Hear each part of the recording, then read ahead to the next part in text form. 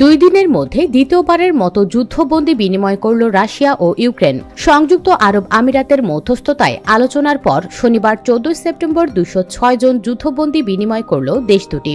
কর্মকর্তাদের বরাতে ব্রিটিশ বার্তা সংস্থা রয়টার্স এই খবর জানিয়েছে। ইউক্রেনের প্রেসিডেন্ট ভলোদিমির জেলেনস্কি বলেছেন, মুক্তি পাওয়া 103 ইউক্রেনীয়দের সবাই সামরিক বাহিনীর সদস্য। এর মধ্যে 82 জন সেনা এবং 21 জন অফিসার রয়েছেন। রাশিয়ার প্রতিরক্ষা মন্ত্রণালয় জানিয়েছে, বিনিময়ের আওতায় মুক্তি পাওয়া 103 রুশ সেনাদের সীমান্তবর্তী কুরস্ক অঞ্চলে বন্দী করা হয়েছিল। আগস্টে সেখানে একটি আকস্মিক হামলা শুরু করেছিল ইউক্রেনীয় বাহিনী। সামাজিক যোগাযোগ মাধ্যম টেলিগ্রামে জেলেনস্কি বলেছেন, আমাদের সেনারা বাড়িতে রয়েছেন। রাশিয়ার বন্দিদশা থেকে আমরা ইউক্রেনে সফলভাবে আরও 103 যোদ্ধাকে ফিরিয়ে এনেছি।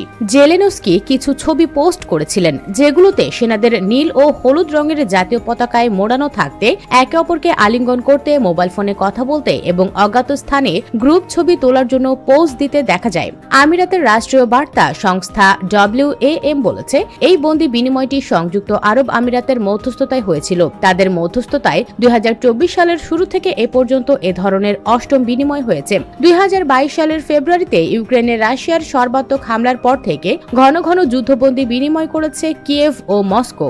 আগস্টের শুরুতে রাশিয়ার কুরস্ক অঞ্চলে ইউক্রেনের আন্তঃসীমান্ত হামলা শুরু করার পর থেকে শনিবার তৃতীয়বারের মতো বন্দি বিনিময় করে তারা। ইউক্রেনীয় কর্মকর্তারা এর আগে বলেছিলেন, অনুপ্রবেশের সময় অন্তত 600 রুশ সেনাকে বন্দী করেছিল ইউক্রেনের সেনারা, যা বন্দী ইউক্রেনীয়দের ফিরিয়ে আনতে সহায়তা করবে। ইউক্রেনের অভিযোগ বিষয়ক কর্মকর্তা দিমিত্র লুবিনেটস বলেছেন, মুক্তিপ্রাপ্ত ইউক্রেনীয়দের অধিকাংশই আক্রমণের প্রথম দিন থেকেই রাশিয়ায় বন্দিদশায় ছিলেন। টেলিগ্রামে তার পোস্ট করা একটি সংক্ষিপ্ত ভিডিওতে দায়িত্বরত সেনাদের একটি বাসের সামনে দাঁড়িয়ে চিৎকার করে ইউক্রেনের গৌরব বলতে শোনা যায়। লুবিনেটস বলেছেন, কিয়েভ এ পর্যন্ত 57টি বন্দি বিনিময়ে মোট 3672 ইউক্রেনীয়দের দেশে ফিরিয়ে এনেছেন। US Bengal desk.